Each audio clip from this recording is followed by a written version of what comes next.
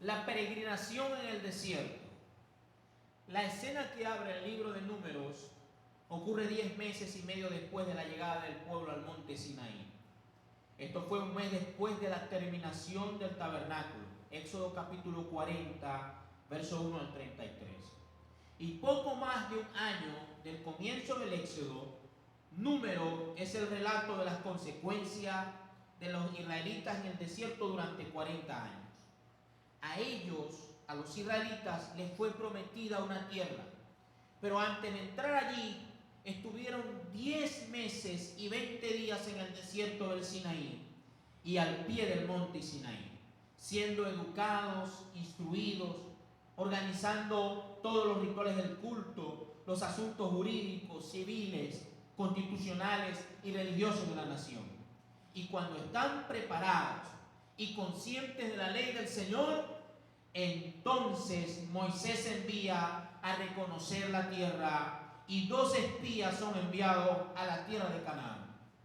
Aquí hay algo importante y es un principio que tenemos que tener muy presente, y es que el principio bíblico o la verdad bíblica acerca de la bendición no es primeramente económica, sino que es primero salvífica, santificadora y con una alta conciencia del carácter santo de Dios y sus exigencias para poder atrevernos a llamarle nuestro Dios y considerarnos nosotros como su pueblo.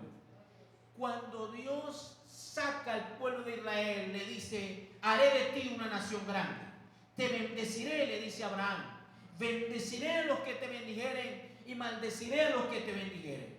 Pero el principio bíblico de la bendición primeramente está orientado, cuando vemos todo el contexto del pueblo de Israel en la salida del Éxodo, es que lo primero que Dios hace es que cuando los lleva al pie del monte Sinaí, los tiene un periodo de tiempo de un poco más de un año, donde ellos reciben la ley, reciben los mandamientos, las ordenanzas, los estatutos, se organiza el culto, se construye el tabernáculo alrededor del monte Sinaí. Todo eso acontece alrededor de este monte y en el desierto del Sinaí. Y luego de que ellos ya ahora son conscientes de la ley de Dios, de que tienen el decálogo, de que tienen el código de la alianza, el código levítico, la ley sacerdotal, la ley del culto, las relaciones interpersonales, y que el tabernáculo está construido con la donación que hacía el pueblo y que todo aquello se ha llevado a cabo, entonces un mes después que se inaugura el tabernáculo, Dios le dice a Moisés: levántate con el pueblo porque ahora van a ir camino a la tierra que yo les he prometido. Es decir, que la bendición espiritual y el conocimiento del carácter de Dios es lo primario en la vida del creyente. Posterior a eso, Dios añadirá cosas materiales, seguro que sí. Dios bendecirá tu economía, tu casa, tu trabajo, suplirá tus necesidades económicas, pero nunca es primero lo económico y luego lo espiritual. Siempre es primero lo espiritual y luego lo económico. Cuando Moisés obedece al Señor y lleva al pueblo, entonces en el capítulo 13 del libro de Números están a las fronteras cercano a la tierra prometida. Y allí Moisés envía 2 espías a reconocer la tierra. Ahora, estos 2 espías que son enviados a Canaán no son cualquier tipo de gente. Son jefes de cada una de las 12 tribus. Por eso son 2 espías. Es decir, que estos son unos individuos o unas personas que tienen un conocimiento mucho más profundo que el común, que son un grupo de personas que han tenido más cercanía a todo este ordenamiento cultico y a todo este conocimiento del culto, porque eran jefes principales, y Moisés los envía para que reconozcan la tierra. Pero cuando ellos regresan de la tierra prometida, de la tierra que Dios le había prometido y que ellos habían reconocido, ellos vienen divididos. 10 de los 12 espías vienen desanimados. Dicen, la tierra es buena, capítulo 13 de Números, verdaderamente fluye leche y miel, el fruto de la tierra es como ninguno. De hecho, cortaron un racimo de uvas y lo tuvieron que traer entre 2 hombres, o sea que no era cualquier racimo de uvas, porque aquellos hombres de aquella época de seguro que eran más fornidos y más saludables que nosotros, y eran mucho más altos que yo, de seguro. Alabado sea el nombre del Señor. Estos espías eran jefes, y cuando ellos son enviados, según Números capítulo 13, verso 2, la segunda parte dice: enviarás un hombre de cada una de las tribus de sus padres, cada uno de ellos jefe entre ellos. Los que regresan, los 12 que regresan, no fueron los mismos 12 que se fueron. El estado emocional, la percepción, el estado de fe y de esperanza había cambiado. El 84% de los espías que fueron enviados vinieron con un mensaje desalentador y dijeron: no podremos conquistar esa tierra, porque vimos a los descendientes hijos de Anak, los gigantes, y nosotros somos como langosta, como un insecto muy pequeño, y nos comerán, nos devorarán. El 16% creyó al Señor. Aleluya. Sin embargo, este 16% que lo componía Josué y Caleb, los únicos que sí dijeron: sí se puede conquistar la tierra. De hecho dijeron: no desanimen, no desalienten el corazón del pueblo, porque vamos a poder conquistar la tierra. No solamente la vamos a poder conquistar, sino que el Señor la ha entregado en mi mano, en nuestra mano. Y dijeron Josué y Caleb: y nosotros los comeremos como pan. Alabado sea el Señor. Denle ese aplauso al Cordero de Dios. Sin embargo, eso no fue suficiente, y como consecuencia a la rebeldía y a la falta de fe y desobediencia del pueblo, ellos recibieron un juicio de parte de Dios como consecuencia de ese comportamiento. Porque ellos dijeron: no vamos a poder entrar a la tierra. Dios ha sido tan malo que nos ha traído aquí para que nos maten estos gigantes. ¿Qué clase de Dios es este? No vamos a entrar. Y empezaron a murmurar. Y Dios le dijo a Moisés: apártate, que voy a acabar con esta gente desobediente y rebelde.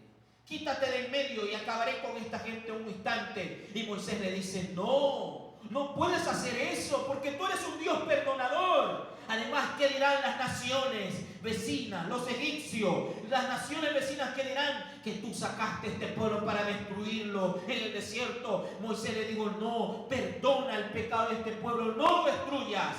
Y Dios le dice: está bien, no voy a acabar con todos. Voy a escuchar tu oración y los voy a perdonar, pero no entrará a la tierra prometida todos los que salieron de 20 años para arriba. Todos los de 20 años para arriba morirán en el desierto, le dice Dios. Y le dice Dios: y por la misma cantidad de días que los espías ocuparon en ir a recorrer la tierra y observarla, esa misma cantidad de días, 40 días que ellos se tardaron, 40 años estarán en el desierto, un día por año.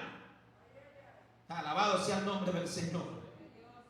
Amados, y todo esto dice el apóstol Pablo allá en la carta a los Corintios, que fue escrita para nosotros como ejemplo, porque dice: porque de la mayoría de ellos no se agradó Dios y quedaron postrados en el desierto. Y dice: no sea que haya alguno de ustedes que también deje de alcanzar la gracia de Dios.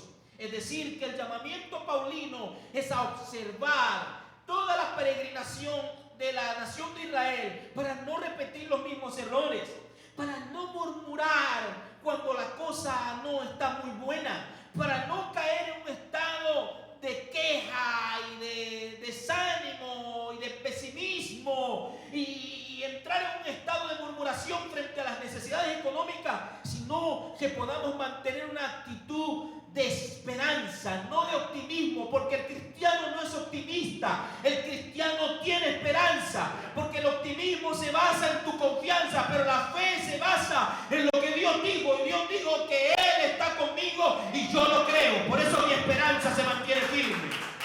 De ese aplauso al Cordero de Dios. Desde el inicio de la travesía Egipto-Canaán, Dios estaba llevando a Israel por un desierto. Y este asunto de pasarlos por el desierto en alguna medida era de una forma intencional.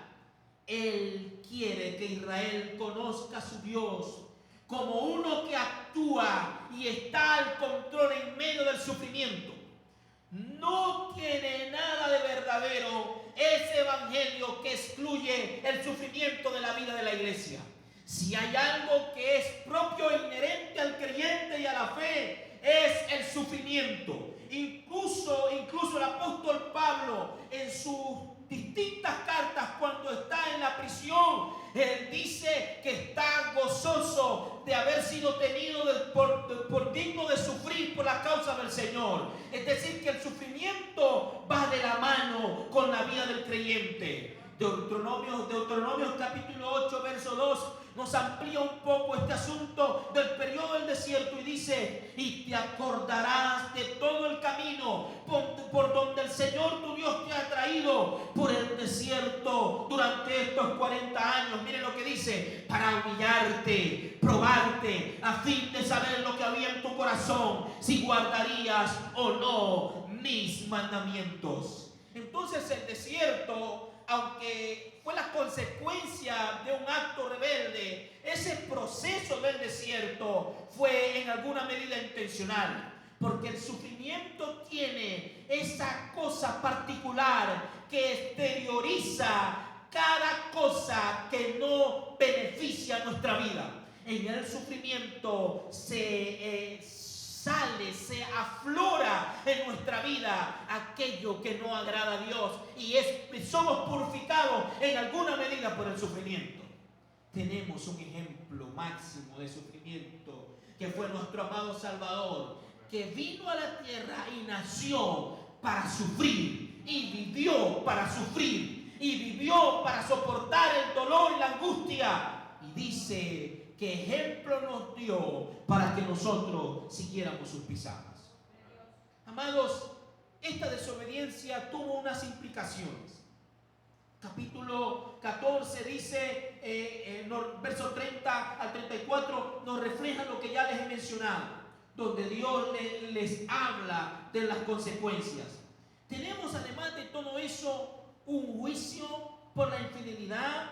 Dice: y vuestros hijos serán pastores por 40 años en el desierto y sufrirán según el número de los días que recorriste por la tierra, 40 días cada día por año. Llevaréis vuestra culpa cada año hasta 40 años y conoceréis mi enemistad, le dice el Señor. Ustedes van a conocer mi enojo, mi molestia por el pecado que ustedes han cometido, porque insistentemente ellos desobedecían y dudaban. El pecado con el que ellos estaban irritando a Dios era dudar de la promesa de Dios, era dudar de la fidelidad de Dios. El problema no era si había necesidad y la gente sentía hambre y el hambre los llevaba a entristecerse o a deprimirse o debilitarse. El problema era que no confiaban en la palabra de Dios, en el cuidado de Dios, en la soberanía de Dios, que Dios está al control de nosotros, que Dios domina el mundo, que Dios tiene el control de las circunstancias, que Él conoce tu dolor, tu enfermedad, tu angustia, tu mala noticia, tu circunstancia adversa. Él la conoce. Ahora, este juicio de Dios trajo como consecuencia que el periodo de la entrada a la tierra prometida se extendiera de poco menos de 2 años a 40 años. Se sumaron un poco más de 38 años más adicionales para poder llegar a la tierra prometida. Y tenemos aquí una consecuencia por el pecado con unas implicaciones de trascendencia histórica. Si recordamos bien, 600,000 hombres salieron de Egipto, sin contar las mujeres y los niños. Si somos un poco conservadores, podríamos multiplicarlos por 3, la mujer y un niño por cada familia. Eso nos daría más o menos 1.800.000 personas que salieron de la tierra de Egipto. Y Dios dijo, los de 20 años para abajo, los niños solamente entrarán. La generación, los niños que salieron de Egipto, ellos solo entrarán de 20 años para abajo. Entonces, tenemos aquí, podemos pensar que alrededor de unos 600,000 solamente entrarían a la tierra prometida. 1.2 millones de personas no podrían entrar a la tierra prometida. Cuando uno lee esto y dice, bueno, 1.200.000 personas no entraron, bueno, está bien, pero 600,000 entraron. Olvidamos al hacer esa lectura así por encima y un poco irresponsable y no profundizar en ella, olvidamos lo que significó 40 años de ver morir gente. Cuando estaba haciendo los cálculos, más o menos unos miles que murieron en la rebelión que hubo con Coré, Datán y Abiram, y los 10 espías que murieron inmediatamente en el capítulo 14, donde Dios envía el juicio, y luego el próximo juicio que hubo cuando pidieron carne y toda esa gente que murió. Pero estamos hablando de más o menos 1.2 millones de personas, por lo menos, que durante 40 años, dijo Dios, van a quedar postrados en el desierto, no entrarán a la tierra prometida. Cuando hice un cálculo sobre esto, eso me arroja que más o menos ellos debían tener una tasa de mortalidad por día de 82 personas por día debían morir en el desierto. Cuando uno lee esto y se comienza a meter más profundo y no lee, bueno, 1.200.000 no entraron, sino que empezamos a pensar en todas las consecuencias de esto, entonces tenemos una comprensión de lo que era todo este dolor, de esta conciencia de la muerte que se hizo presente en el pueblo, de la enfermedad, del dolor. No sabemos las razones por las que morirían. Algunos pudieron haber muerto por el calor, por la edad, por la vejez, no sabemos, pero por lo menos 82 personas morían cada día. Eso quiere decir, hermano, que había un luto constante en el pueblo de Israel. El pecado tiene esa cualidad de asociarse con la muerte, de traer desgracia, de ser fatal, de ser traumático, de traer consecuencias funestas. Pueden imaginarse esos 40 años de fatiga, deambulando de un lado para otro al desierto por causa del pecado. Pueden pensar en la depresión, en la ansiedad, en la desesperanza de aquellos que sabían que iban a morir y que no podían entrar a la tierra prometida. Incluso el sumo sacerdote Aarón no entró a la tierra prometida. Moisés incluso tampoco pudo entrar a aquella tierra. Entonces, esa llamada de Pablo allá en la carta a los Corintios, a que observemos este pueblo para que no repitamos los errores, debe ponernos alerta, ponernos atentos para vivir una vida que agrade a Dios, que glorifique a Dios, que bendiga a Dios. Amén. Finalmente, cuando llegamos al capítulo 39, ellos ya están a las orillas o a las fronteras de la tierra de Canaán. Pero ¿quiénes son los que están allí? La segunda generación, no la primera generación. No los padres de aquellos que salieron de Egipto, ni sus abuelos, ni sus tíos. Esos no estaban allí. Solamente estaban los hijos de 20 años para abajo, que habían hecho su vida, su familia. Un poco más de 600,000 personas, digamos que 1 millón de personas, a las fronteras de la tierra. La segunda generación que había salido de Egipto, con un Moisés que pronto los dejará y dará inicio a la toma y la conquista de la posesión de la tierra de Canaán. Pero este pueblo que estaba aquí, esta segunda generación, es un pueblo con heridas profundas y con una conciencia muy distinta de sus antepasados, con responsabilidad que deben cumplir si desean contar con la bendición de Dios y tener paz en la tierra. Es decir, el pueblo que ahora está a las orillas, en la frontera, para tomar posesión de la tierra, es un pueblo con una conciencia distinta, que conoce el carácter de Dios, que sabe que esto de seguir a Cristo, esto de seguir al Dios de Israel, no es un juego en la religión, no es jugar en el culto, no es un club social, que es un compromiso todos los días, 24 horas, que no se trata si la iglesia me ve, si el pastor me ve, se trata de que soy consciente que Dios me ve, que Él está en todos lados. A su nombre sea la gloria para siempre. Y allí están, a la frontera de la nación. Tiene un precio alcanzar la bendición. Eso no es como la gente cree. Yo declaro, yo digo, recibe, toma. No, señores. Esto hay que pagar un precio de fidelidad a Dios. Hay que tener un compromiso con Dios. Hay que estar comprometido con Dios y aborrecer el pecado y depender de la ayuda del Espíritu Santo. Allá le dice el Señor a ellos ahora en el capítulo 33, verso 49. Y acamparon junto al río Jordán, desde Bet-Jimón hasta Abel Sitín, en las llanuras de Moab. Entonces habló el Señor a Moisés en las llanuras de Moab, junto al Jordán, frente a Jericó, diciendo: habla a los hijos de Israel. Habla a los hijos de Israel y dile: cuando crucéis el Jordán a la tierra de Canaán, expulsaréis todos los habitantes de la tierra delante de vosotros. Destruiréis todas sus piedras grabadas, destruiréis todas sus imágenes fundidas y demoleréis todos sus lugares altos. ¿Qué es lo primero que Dios le está diciendo? Señores, ustedes ahora van a entrar a la tierra prometida. Pero allá en esa tierra, esa nación que ustedes tienen que desalojar, es una nación que tiene su propio Dios, sus propios dioses, que tiene su propio culto. No se pueden mezclar. No puede haber ningún tipo de mezcla. No puede haber ningún tipo de sincretismo religioso. No. Ustedes tienen un Dios que es el único Dios verdadero. Y ustedes tienen que adorar a ese Dios. No pueden adorar los dioses de esa tierra. Y tomaréis posesión de la tierra. Y habitaréis en ella, porque os he dado la tierra para que la poseáis. Mire lo que dice: y heredaréis la tierra por sorteo por vuestra familia. A la más grande daréis más heredad, y a la más pequeña daréis menos heredad. Esto es importante también. Esto es un equilibrio que Dios hace.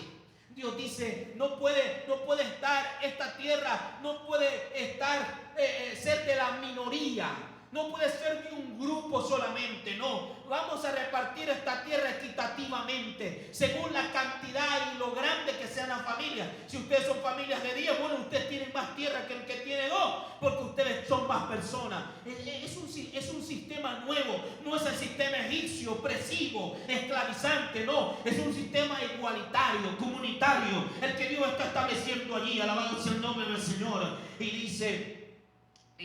pero dice, aleluya, y la suerte dice: pero si no expulsáis de delante de vosotros a los habitantes de la tierra, entonces sucederá que los que de ellos dejéis serán como aguijones en vuestros ojos y como espinas en vuestros costados, y os hostigarán en la tierra en que habitáis. Y sucederá que como pienso hacerle a ellos, os haré a vosotros. Qué tremendo esto. Dios le dice a Moisés: esta es la segunda generación de los que salieron de Egipto, pero adviérteles, establécele la normativa, diles que hay una diferencia entre pretender ser mi pueblo y ser mi pueblo. Una cosa es actuar ser cristiano y otra cosa es serlo, le está diciendo Dios a Israel. Pero si ellos no hacen caso, pues las consecuencias van a venir. El pecado siempre traerá una consecuencia consigo. No vendrá solo, traerá una consecuencia. Y ya entonces quedamos, hermanos, a la frontera de la tierra prometida para entrar a poseer la tierra. Y de eso hablaremos la próxima semana. Pero quiero que usted detenga su atención un rato y se vaya conmigo al capítulo 6 del libro de Números, el versículo 22, porque aquí hay algo muy interesante. Es lo que se conoce como la bendición de Aarón. Aleluya. Gloria al nombre del Señor. Y es lo que se conoce como la bendición sacerdotal o la bendición arónica.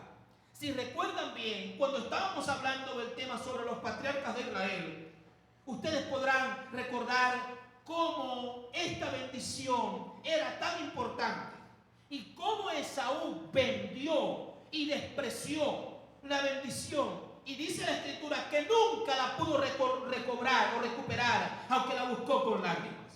Ahora, deben notar notar a través de todo este estudio que hemos venido realizando de la historia bíblica de la redención, Antiguo Testamento, y que hoy estamos en el libro de Números, ustedes deben recordar entonces y deben notar cómo de forma progresiva la revelación de Dios va trasladando ciertas tradiciones y centralizándolas y dándolas al ejercicio sacerdotal.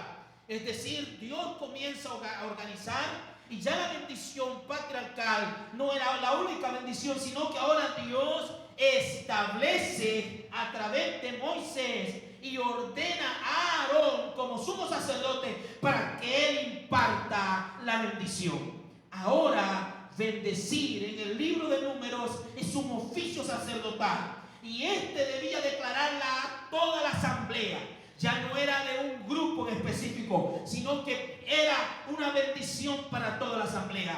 Pero cada individuo era responsable colectiva e individualmente. Como vivamos nuestras vidas, va a determinar si tengo la bendición o no. La bendición no la determina una autoridad espiritual, y que los demás y la forma como yo viva deje de ser importante. Es decir, no puedo pensar que una autoridad me puede bendecir y cómo yo viva sea irrelevante. No existe tal cosa, porque Dios no puede bendecir a aquel que vive y practica el pecado. Alabado sea el nombre del Señor. Ahora, cuando llegamos al capítulo 6, el versículo 24 y versículo 26, especialmente en lo que se conoce como la bendición sacerdotal. ¿Y cómo poder entender todo esto? Bueno, debemos entender que la Biblia fue escrita, algunas partes de ella, sobre todo los salmos, como una literatura poética o como una literatura de poesía. De allí que cuando usted encuentra versículos con estas características que están en el capítulo 6, verso 24 al 26 de Número, usted tiene que saber diferenciar qué tipo de literatura es la que está allí. Si es narrativa, si es una literatura poética. Cuando se habla de la literatura hebrea, de la literatura poética, se habla dentro de esa clase de unas características que se conoce como paralelismo. Y en este caso en particular, uno de los primeros paralelismos de la Biblia, que están mayormente en el libro de los Salmos, pero que también se encuentra en otras partes del Antiguo Testamento, encontramos lo que se conoce dentro de las características de la literatura hebrea de la poesía, lo que es el paralelismo sinónimo. Es lo que más abunda dentro de la literatura poética. Esto que tenemos acá, el verso 24 y hasta el verso 26, es un paralelismo sinónimo. ¿Qué es eso? Es un tipo de escritura donde la segunda línea repite el pensamiento de la primera línea con las mismas palabras o con palabras diferentes. E incluso el paralelismo sinónimo también es un tipo de escritura donde la segunda línea puede repetir el pensamiento de la primera línea. Es decir, puede que la palabra que se repite en el segundo renglón o el segundo segmento no diga exactamente las mismas palabras, pero tiene el mismo pensamiento. Por eso, si va bien al versículo 24, dice: Jehová te bendiga y te guarde. Y luego que dice: Jehová haga resplandecer su rostro sobre ti y tenga de ti misericordia. Jehová alce sobre ti su rostro y ponga en ti paz. Eso es un paralelismo sinónimo. La idea en el verso 25 es la misma del verso 24. No repite con exactitud los mismos términos, pero está repitiendo la misma idea. Ahora, ¿qué es eso de la bendición sacerdotal? ¿Y qué significaba la bendición para Israel? El sacerdote debía pararse y decir: el Señor te bendiga y te guarde. Ahora, ¿qué significa la bendición para los judíos? ¿Qué era la bendición para la nación de Israel? Bueno, para un judío, oiga bien esto y anótelo si puede, para un judío la bendición de Dios no es entendida en el mismo contexto de los movimientos de la iglesia occidental que hablan sobre declarar y sobre bendición. No, la bendición para los judíos no está asociada con la adquisición de bienes materiales. sino que para un judío la bendición es identificada en términos de proximidad, que disfruta de la presencia de Dios. Eso es lo que el sacerdote, cuando se paraba y decía: el Señor te bendiga y te guarde, lo que estaba diciendo, que el Señor te conceda que puedas estar cerca de Él, que te puedas aproximar a Él, que tengas la bendición de acercarte a Él. Y este asunto para los judíos era una cosa muy poderosa, es mirar el rostro de Dios. Por eso dice: Jehová haga resplandecer su rostro. Ese resplandecer del rostro de Dios es la idea en la mente judía de que un día se restaurará el estado original del hombre, como Adán y Eva cuando estaban en el desierto, en el huerto, en el paraíso, en el huerto del Edén, y que hablaban cara a cara con Dios. Cuando Él dice: Jehová te bendiga y te guarde, está diciendo que seas acepto, que puedas entrar a la presencia de Dios, que puedas sentir a Dios cerca de ti, que Dios esté cerca de ti también. Pero dice: y que Jehová haga resplandecer su rostro. ¡Oh, aleluya! Que Él te permita que un día puedas estar cara a cara con Él, que no seas enviado a la condenación eterna, que no seas condenado eternamente, sino que un día te puedas acercar al Señor. Aleluya. Entonces, pues todo este asunto, Jehová haga resplandecer tu rostro, es lo mismo que sucedió en la época de la Reforma con Martín Lutero, con el término que acuñaron, que se llamó coram Deo, que quería decir vivir delante del rostro de Dios, de tal manera que la bendición en el contexto propiamente bíblico y hebreo no es económica, es primeramente espiritual, y eres guardado por un Dios todopoderoso. Alabado sea el nombre del Señor para siempre, a su nombre sea la gloria. Que el Señor te bendiga es que puedas gozar de su cuidado, es que puedas gozar de su presencia, es que puedas gozar de su protección, es que puedas gozar del perdón de Dios. Ahora, no podemos terminar solamente hablando de la bendición, porque si la bendición era eso, entonces, ¿qué es la maldición? ¿Qué es la maldición? Bueno, lo contrario a la bendición, obviamente, es la maldición. Pero entonces, ¿qué es la maldición? Bueno, la maldición es todo lo contrario a la bendición que proclamaba y que expresaba el sumo sacerdote. Entonces, si la bendición es Jehová te bendiga y te guarde, la maldición es que no serás bendecido por Dios y que no te guardará Dios. La maldición entonces es que el rostro de Dios no resplandecerá sobre ti. Aleluya, que el rostro de Dios será quitado de ti, que el Señor se aleje de ti, que el Señor no tenga misericordia de ti, que el Señor no alce su rostro sobre ti, que el Señor quite su paz sobre ti. Esas, señores, hermanos y hermanas, en esta mañana, amigo que me oye a través de la internet, esa es la peor de las maldiciones que podemos sufrir, que no podamos sentir ni contar con la gracia divina de Dios y con la misericordia de Dios. El Señor decía, él tenía que decir el sumo sacerdote: el Señor haga resplandecer su rostro sobre ti. Y mira lo que dice: y tenga de ti misericordia.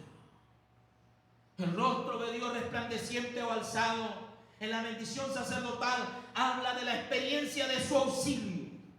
Pues el Señor es justo, Él ama la justicia. El Salmo 11, verso 7 dice: y los rectos contemplarán su rostro. De eso se trata la revelación de la gracia divina redentora a través de su Hijo Jesucristo. Es una revelación del rostro de Dios y de toda la bendición de Dios. Ese era el deseo más anhelado por un judío. Y luego dice: y ponga en ti paz. El fin último de poder ser bendecido, de poder ser guardado, de que el rostro de Dios resplandezca, de que Dios alce su rostro sobre mí y de que Dios tenga de mí misericordia. El fin último de todo esto es que puedo gozar de la paz del Señor. Ese es el sentido propio del shalom, de la palabra shalom, de la paz de Dios. Es esa paz que viene asociada de un estado espiritual que ama a Dios, que vive para Dios, que respeta las normas de Dios, que cumple la palabra de Dios y que se abraza de la gracia de Dios de tal manera que tiene la bendición, porque la bendición sabe que está en estar cerca de Dios y que Dios pueda estar cerca de mí. Oh Señor, Padre, gracias en esta mañana.